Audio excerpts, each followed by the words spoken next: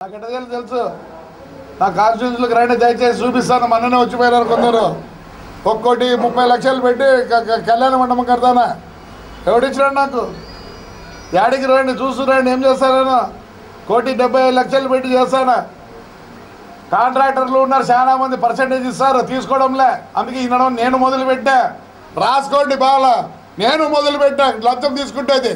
కానీ డీడీ రూపంగా తీసుకొని వాళ్ళ పేర్లు వేసి ఎంత ఇచ్చినారు పెడతానా? నేను జోలు వేసుకోవడం లేదు. ఇన్ని రోజులు ఆలోచన వద్దు అని నా కాన్ఫిడెన్స్ రెడీ కావాలా. ఎస్, నేను కూడా లంచం తీసుకుంటా. కానీ డీడీ రూపంగా తీసుకొని దాన్ని వాడికి చూపించి ఏడాది ఖర్చు పెడతాను ఏం చేస్తాను చేద్దాం అనుకుంటాను.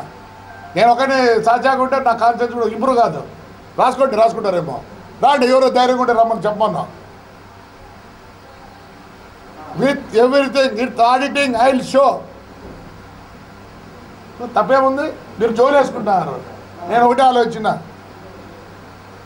Yes I will take money for my constituency in DD రూపంలోనే, white money, and I will show what I have done also. దేశంలో ఆంధ్రప్రదేశ్లో డబ్బులు లేవు, ఏం లేవు, రూపాయి లేదు. ఎట్లా ఇంప్రూవ్ అవుతాయి? ఎందుకు చేసుకోకూడదు? మాకు విజన్ ఉంది. మా పెద్దవాడుగురు మండలంలో 42,000 అండి సంవత్సరానికి దాని ఇన్కమ్. ఊరికి ఏదో మాట్లాడుతుంటే అవుతుంది.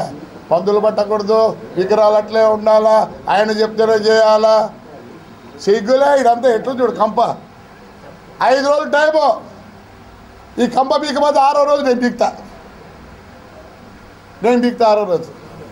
ట్రాక్టర్లు, సొంతం ప్రొక్లైను, సొంతం రోడ్ రోలరు, సొంతం ట్యాంకర్లు ఉన్నాయి. రండి మా ఊర్లో ఏడ పని చేస్తారు చూస్తురండి. బుద్ధు పల్లెకు పంపిస్తా పని చేసుకుంటారంటే.